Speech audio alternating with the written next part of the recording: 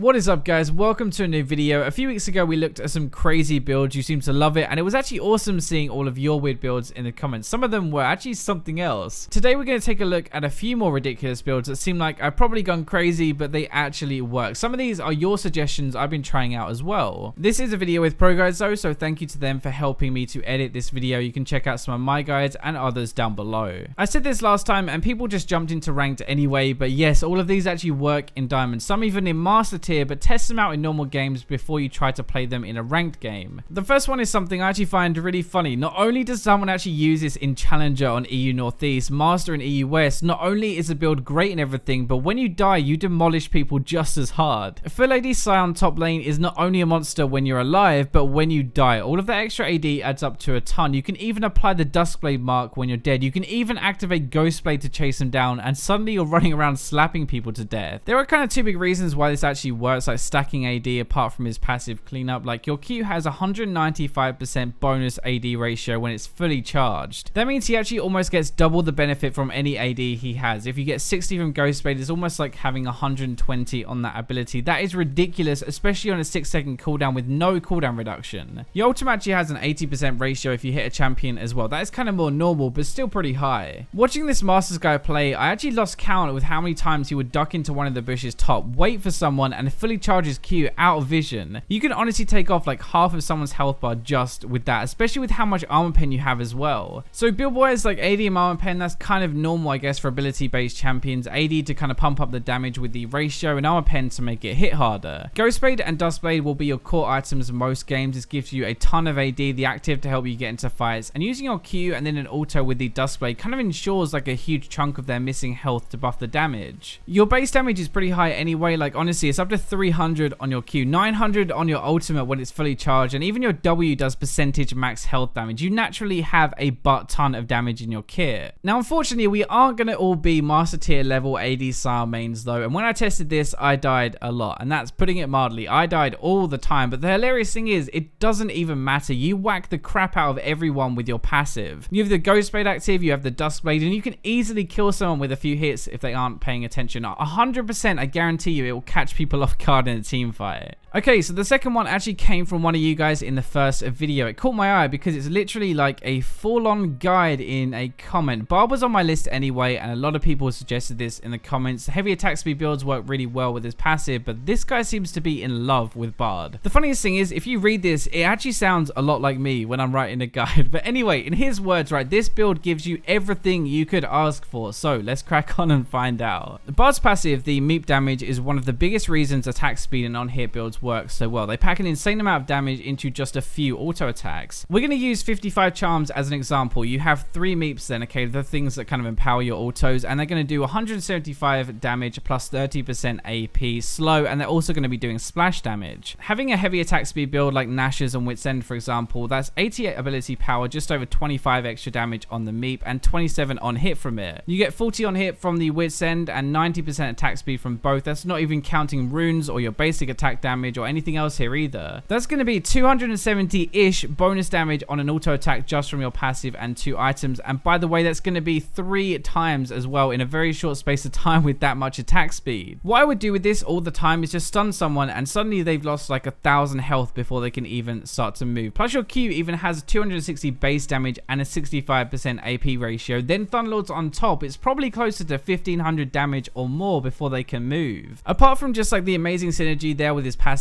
he can also do a lot of damage early. Like you can cheese people a lot level 1, trust me. He has a pretty decent lane phase, a stun, good harass, a heal, a way to escape ganks, and even set them up with his ultimate. It's really rare for a champion to actually have so much utility packed into his kit and still do loads of damage. That's kind of actually what Riot tend to want to avoid, but that's kind of what we're doing with this. His ultimate can set up a lot of things, to be honest, just like as a support would. We see it all the time with Bard, right? Catching people constantly, setting up fights, but the difference this time is that once he's actually done that and stunned you after, he he's going to be the one killing you. Getting slapped around by a bard is not a particularly fun or dignifying experience, trust me, but being the bard player is a ton of fun. One of the most fun and legit builds I think I've actually played in a while. Now this is another really fun one for me actually. Not sure if you've ever actually tried using Proto Belt and charged into an entire enemy team to destroy them, but it feels pretty good, not gonna lie. Even on jungle Sejuani, people normally get some kind of AP. Her scalings are really good, plus she has a ton of magic damage in her kit, like a lot of base damage. Normally like a Leandry's to apply that burn to everyone and Pen to help that base damage. This is kind of taking that one step further, but we have two builds here, okay, to talk about in this video. Mid lane AP Sejuani and the top lane Bruiser. Mid lane is much more fun, so we're gonna start with that. You blow people up, that's always more fun, right? Your AP ratio wise, like 40% on a Q, 60% W, 50% E, and 80% ultimate. Those are pretty decent across all of them, but that's just it. Every single ability is magic damage. All four of them are going to be benefiting from building AP. Her base damage is also really high, though. Her Q is 260, for example. Ultimate is 350. Now, considering these things are AoE, so that area of effect damage, they can like apply to everyone in a team fight. That is a ton. Her W is probably one of the bigger things, though. Not only does it do a lot to everyone, but it does max percentage health damage every second. That is super good anyway, but for every 100 AP you have, it adds 3% onto that as well. Proto Belt is going to give you a ton of AP, a way to engage. It adds a bit of burst. It's really cool, by the way, anyway. Then Abyssal after is reducing everyone's magic resist as we hit them. That synergy is insane. So the Bruiser one is a little bit less interesting, to be honest, but it still works. It's actually a lot like the jungle version, not because of the like AP ratios, but because of the base damage we mentioned. There's one guy in particular I actually looked up for this. It seems to normally always be the Cinder part of Sunfire, then Visage, then either Iceborne Gauntlet or Triforce. This is kind of just playing her like we would a jungler. Same playstyle, actually really similar to why we just take a Mumu top instead of the jungle like we talked about in the last video. You have a lot of base damage and a lot of crowd control. The base damage, the crowd control, the lane pressure, and teamfight impact all make her actually a pretty solid top laner, to be honest. And it's funny, but the guy I actually looked up is someone in Korea in high diamond just playing this. Apparently, like, he absolutely loves it because that's all he plays. I'd say this next one is probably the most well-known out of all of these, but that doesn't make it any less ridiculous. Jungle Karthus just seems like it should not really work. A low health mage, a late game mage in the jungle, I don't really get it, but it does work and it actually makes sense. As weird as this is going to sound, there are a few different ways you can actually do this and build him. There are enough players who do it to actually compare, which I did not expect. Deathfire Touch is crazy good with your ability set. A bunch of AoE damage just ticking for even more, especially considering normal AoE damage is bad for Deathfire. The duration is very short, but that's fine for Karthus because his E will continuously apply it. Strength of the Ages is also pretty decent. A little bit less common though. It makes you a bit tankier, and to be honest, Karthus doesn't exactly need more damage anyway. He's going to kill everyone. Your clear speed is okay. Actually, it's really good. You're pretty mana hungry and you guzzle potions, but you have the Hunter's Potion upgrade to help deal with that. Plus a tier is really good if you're still learning to play him. Once you get your Runic Echoes as well, you just power farm the jungle. You can occasionally try to gank if you want. You run out, you wall, you run at people, though I don't know. It's not exactly the most effective thing I've ever seen. The best thing is you can actually gank people with your ultimate in the jungle. I just did like air quotes with my fingers when I said gank there, but you can't actually see that. What I mean is when your laners are fighting, you can use your ult to sway it in their favor. Basically, you're adding a bunch of extra damage without even actually being there. You're helping them secure a kill, a lot like a Gangplank ultimate, I guess. If you think about this just like a Warwick or a Shyvana or a Master Yi, these champions sit in the jungle, they farm a lot, and then come late game, they are almost unstoppable. That's basically Karthus in a nutshell. Actually, we talked about Jungle Kog'Maw last video, right? How that is so good because, well, yes, you can be invaded. In a way, it kind of covers up your weak early game. You can just like farm quickly in the jungle and get to your items without being killed or out traded in lane. It's kind of the same idea. When you have a few items, which won't take you too long either with the rate you farm at, you'll be able to start really doing some damage. And at this point, he plays like a normal Karthus would. You jump into team fights, you hit your Qs, eventually die, ultimate, and win. So this next one is another one suggested by you. Not quite a full-on guide this time like the bar, but especially older players will remember the good old AD Twisted Fate. The first thing is his passive. So you randomly gain 1 to 6 bonus gold. It's actually, by the way, a 33% chance to get 6 gold, and 1 to 5 are 13% each. So over a game, on average, it should be about 4 gold per kill, kind of. AD builds require items much more than AP do. They can't rely on abilities as much or base damage. They need to put power into their auto attacks, and the main way to do that is through items, which means we need more gold. This passive actually gives us a ton more gold than the enemy AD and helps us get items a bit quicker, which is always nice on an AD champion. The main damage part is going to be his E though. Gains bonus attack speed per rank as a passive, and every 4th basic attack he gains bonus damage, 30% attack speed and 155 damage at rank 5. It's not going to be a ton on its own, but if we stack some heavy attack speed and other on hit damage, that can really add up quite quickly. Finally as well, just to pick a card, right? Having a stun on an AD carry is like my wet dream, to be honest. Being able to peel for myself, win 1v1s, trade better, that is really strong. I probably shouldn't have said that. I'm going to get roasted in the comments. So the build is super important for both of these. That's really where most of his damage is coming from. Like the AD carry one, we'll look at that first. There are loads of things you can go, honestly. As weird as this is going to sound, actually like playing jungle Twisted Fate is probably even better because of Blood Razor. Getting Blood Razor, Runin's, Rage Bait, and Wit's End is like the mother of all on hit builds at the moment. Blood Razor is a ton of attack speed plus the max percentage health damage on hit. Then Runin's to attack faster and apply that percentage damage on 3 people at once. Even Rage Bait to apply it twice on every 2 autos, and Wit's End to have even more on hit damage. It's just crazy. I'd say your clear speed in the jungle is pretty average. It's not terrible, but it's not going to be the best. You can be invaded and punished because you're very item reliant. The good thing about that is once you do finally get your items, you really kick it up a gear and are able to do a ton of work, especially with your ultimate. So I hope you guys enjoyed this video. Remember to check out Pro Guys, leave your crazy builds in the comments so I can see them, test them out, and maybe they'll appear in the next episode. But that's all for this video, so I'll leave you with the robots.